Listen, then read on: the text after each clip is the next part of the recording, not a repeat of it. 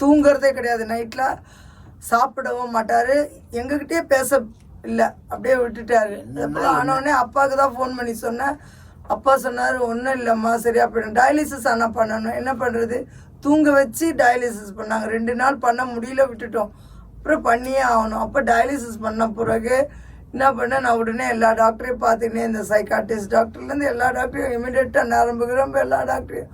ஆனாலும் அப்பா வச்சார் பாருங்கள் எனக்கு ப்ரேயர், அதுதான்.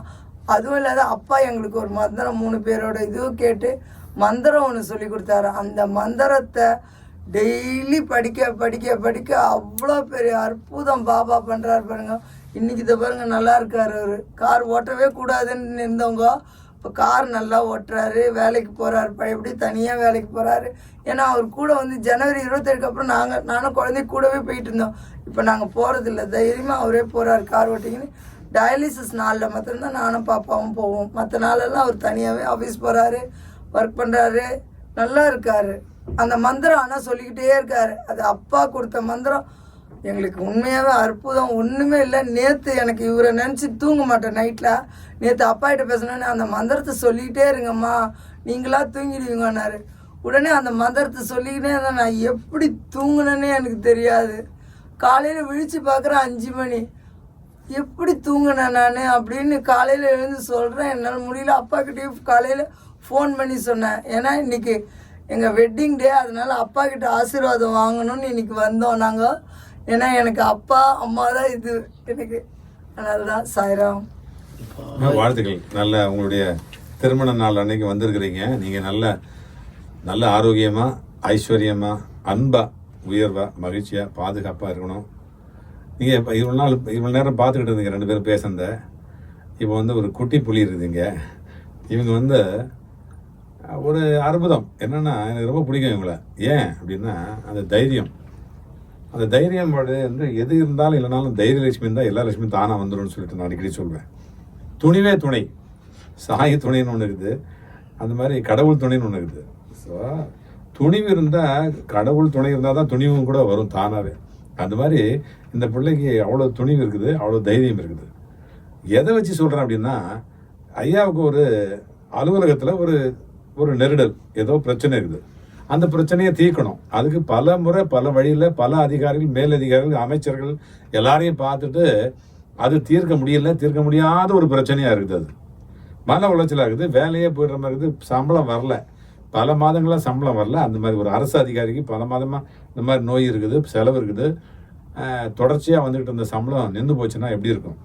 அவங்கள வந்து மன உளைச்சல் இருக்கிறாங்க, வேலைக்கும் பிரச்சனை இருக்கும் போது. இந்த மாதிரி இருக்கிற நேரத்தில் எந்த அதிகாரியாலும் கவனிக்கப்படாத ஒரு ஃபைல், எந்த ஒரு வழிய முறையிலையும் அது தீர்வே கிடைக்க முடியாத ஒரு சூழ்நிலை. அந்த மாதிரி சூழ்நிலையில் இந்த புள்ள தான் அதுக்கு ஒரு முக்கியமான காரணமாக இருந்தது. அதை நீ சொல்லுமா. ஓம் சாய்ராம். என் பெயர் கெண்மை. அதாவது பார்த்தீங்கன்னா நாங்கள் வந்து முன்னாடி வந்து ரொம்ப வருஷத்துக்கெல்லாம் முன்னாடி 2022 அப்போ வந்து பார்த்தீங்கன்னா எங்கள் அப்பா வந்து கிண்டியில் இபி ஆஃபீஸில் ஏஓவா வேலை செஞ்சிருந்தார். அவர் செய்யாத தவறுக்கு வந்து அவருக்கு ட்ரான்ஸ்ஃபர் அச்சரப்பாக்கத்துக்கு தூக்கி போட்டாங்க. அப்போ வந்து என்னாச்சுன்னா அவரோட வந்து எங்கெங்கேயோ போனார். அவர் ஒவ்வொரு இடமா போய் ஆஃபீஸாக அலைஞ்சார். அதனால ஒன்றுமே அவரோட ஃபைல் நகரவே இல்லை. அப்புறம் ஒரு வாட்டி நாங்கள் வந்து பார்த்தோன்னே முதலமைச்சர் வராருன்னு சொன்னாங்க. அப்புறம் சரின்ட்டு நாங்கள் போனோம், அந்த ஆஃபீஸாண்ட போனோம். அங்கே போனோடனே முதலமைச்சர் காரில் வந்துட்டு அவர் வந்து உள்ள மீட்டிங்கில் பேசிட்டு நடந்து வந்துட்டுருக்காரு. நாங்கள் போகலான்னு பார்க்கும்போது எல்லாரும் சுற்றி வளைச்சிட்டாங்க. அப்புறம் வந்து பார்த்தீங்கன்னா எப்படி போகிறதுன்னு எங்கள் அப்பா அம்மா வந்து யோசிச்சுக்கிட்டே இருக்காங்க. அப்புறம் ஒருத்தர் வந்து எங்கள் அப்பாவுக்கு தெரிஞ்ச ஒருத்தர் வந்து இந்த நக்கில் நில்லுங்க, வண்டி திரும்பும் போது நீங்கள் பார்த்து பேசலாம் அப்படின்னோடனே நாங்கள் நின்னோடனே வருது. எங்கள் அப்பா சொன்னார், உதயசூரியன் நாட்டை இப்படி 2 கையை தூக்கிடுமா அப்படின்னாரு. அதனால் சரின்ட்டு நான் தூக்குனோடனே வண்டி நின்றுச்சு. நான் சொன்னேன், எங்கள் அப்பா வந்து நேர்மையான அதிகாரியாக ஒரு நேர்மையாக வேலை செஞ்சதுக்கு அவர் மேலே இல்லாத குற்றச்சாட்டு போட்டு அவரை வந்து அச்சரப்பாக்கத்துக்கு தூக்கி போட்டுட்டாங்க. இப்போ வந்து அவருக்கு வந்து மறுபடியும் பார்த்தீங்கன்னா போரூர் வருவாய் பிரிவில் அவருக்கு அந்த வேலை வேணும், நீங்கள் வாங்கி கொடுங்கன்னு நான் கேட்டேன். அதுக்கு ஒன்னே நான் வாங்குறேன்ட்டு எங்கள் அப்பா கையில் அந்த ஃபைல் கொடுங்கன்ட்டு ஃபைலை வாங்கிக்கிட்டு. யார் வாங்கினது? முதலமைச்சர் வாங்கினாரு. அவரே வாங்கினாரு. ஆமா, அவர் கையில வாங்கிட்டு முதலமைச்சர் வாங்கி அது என்னன்னு பார்த்துட்டு நான் உடனே நகர்த்த சொல்லுறேன் அப்படின்னு சரின்ட்டாங்க. அப்புறம் சரின்ட்டு பின்னாடி வந்தவங்க எல்லாம், அதாவது போலீஸ் எல்லாம் வந்து கேட்டாங்க. உடனே வித்தின் ½ எங்க அப்பாவோட ஊரு பேரு எல்லாமே அவங்க கண்டுபிடிச்சிட்டாங்க. துணை முதலமைச்சர் வந்து கேட்டு வாங்கினாரு அவங்க கிட்ட, பின்னாடி போலீஸ் கிட்ட சொல்ல சொன்னாரு. ஆமா, துணை முதலமைச்சரும் ஈபி முதலமைச்சர் 3 பேருமே வந்தாங்க. அப்போ நான் சொன்னேன் முதலமைச்சர் கிட்ட, இவரை செந்தில் பாலாஜி ஐயாவையும் நாங்கள் பார்த்துருக்கோம் அப்படின்னு நாங்கள் சொன்னேன். அதனால சரின்ட்டு எல்லாம் பார்த்துட்டு எங்கள் அப்பாவோட இதெல்லாம் வாங்கிட்டாங்க. வாங்கின பிறகு எல்லாம் பார்த்துட்டு எங்கள் அப்பாவுக்கு இப்போ ஆர்டர் கிடச்சிருச்சு. அவர் போரூர் வருவாய் பிரிவில் வேலை செஞ்சிட்டு இருக்காரு. சந்தோஷம். பாருங்க, நம்மளால வந்து இப்போ நான் கூட முதல்வருடைய வீட்டுக்கு நான் போகிறேன் பிரசாதம் கொடுக்கறதுக்கு.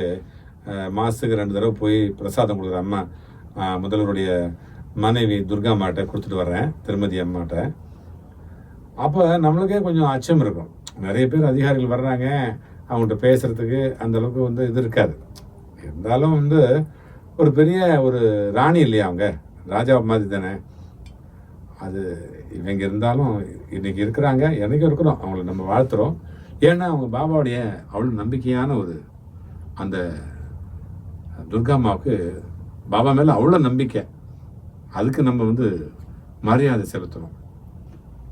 அந்த மாதிரி நேரத்தில் நமக்கே கொஞ்சம் நெருடலாக இருக்குது அங்கே போகிறதுக்கு. இந்த அம்மா வந்து முதல்வரே பார்த்து கொஞ்சம் நில்லுங்க உங்கள்கிட்ட பேசணும்னு போது நிற்கிறாங்க அப்படின்போது அது வந்து ரொம்ப பெரிய ஒரு ஆச்சரியமான ஒரு விஷயம். அவங்களுக்கு இருக்க தைரியத்துக்கும் தாண்டான பேசுறது, அவங்ககிட்ட பயப்படாமல் பேசுறதுன்றது சாதாரணமான விஷயம் இல்லை. அவங்களுக்கு எல்லா தகுதியும் இருக்குது. அவங்க நல்லா வரணும் அப்படின்னு இந்த பிரார்த்தனை கோபுரம் வேண்டிக்குது. இந்த மாதிரி நிறைய அற்புதங்களை இவங்க அனுபவிச்சுட்டு இருக்காங்க. இன்னும் நிறையா எதுனாலும் கேட்பாங்க. நம்ம எந்த நேரத்தில் வேணாலும் நம்ம வந்து அதை சொல்லுவோம். சொல்லி அதுக்கான பிரார்த்தனையை செஞ்சுக்கிட்டு காலையில் பிரம்ம முகூர்த்தம் பண்ணுவோம். சில நேரங்களில் அதுக்கு தகுந்த மாதிரி ஒரு மந்திரங்கள் கொடுப்போம். அதுலேருந்து அவங்க அப்படியே கிரமமாக அதை செய்வாங்க. அதுதான் பெரிய விஷயம். சில பேர் வந்து அதை போகிற போக்கில் கேட்டுட்டு அப்படியே விட்டுருவாங்க. அதெல்லாம் இல்லை. இவங்க வந்து கிரமமாக நம்பிக்கையாக அதை செய்யும் பொழுது அப்படியே நடத்தி கொடுப்பாங்க. நான் அடிக்கடி சொல்லுவேன் இல்லையா, நம்பிக்கையாக செய்கிறது குழாயில் தண்ணி நேராக பாத்திரத்தை பிடிக்கிற மாதிரி, நம்பிக்கை இல்லாமல் செய்கிறது வந்து கவுத்து வச்சு பிடிக்கிற மாதிரி. கவுத்து வச்சு பிடிச்சோம்னா என்னைக்கு ரொம்பது, என்றைக்கும் ரொம்பாது, என்றைக்கும் நடக்காது. அந்த மாதிரி நம்பிக்கை இல்லாத செஞ்சால் ரொம்ப லேட்டாக ஆகும். ஆனால் நம்பிக்கையோடு செய்யுங்க. இந்த பிரார்த்தனை கோபுரத்தில் வரக்கூடிய ஒவ்வொரு பிரார்த்தனையும் எல்லாருடைய காதுகளின் வழியில் பாபா கேட்பார், எல்லாருடைய கண்களின் வழியில் பாபா பார்ப்பார். கண்டிப்பாக கை கொடுத்து தூக்குவார். நீங்கள் பார்க்குறவங்க எல்லாருமே நம்பிக்கையோடு இருங்க, நல்லது நடக்கும். எனக்கு நடந்தது, இவங்களுக்கு நடந்தது, பார்க்குற உங்களுக்கும் நடக்கும் அப்படிங்கிற ஒரு நல்ல ஒரு செய்தியை சொல்லிட்டு மீண்டும் அடுத்த ஒரு பதிவில் சந்திப்போம், சிந்திப்போம், செயல்படுவோம், வெற்றி பெறுவோம். வாழ்க வாழ்க வளமுடன், வளர்க நலமுடன். ஜெய் சாய்ராம், ஜெய் சாய்ராம், ஜெய் சாய்ராம்.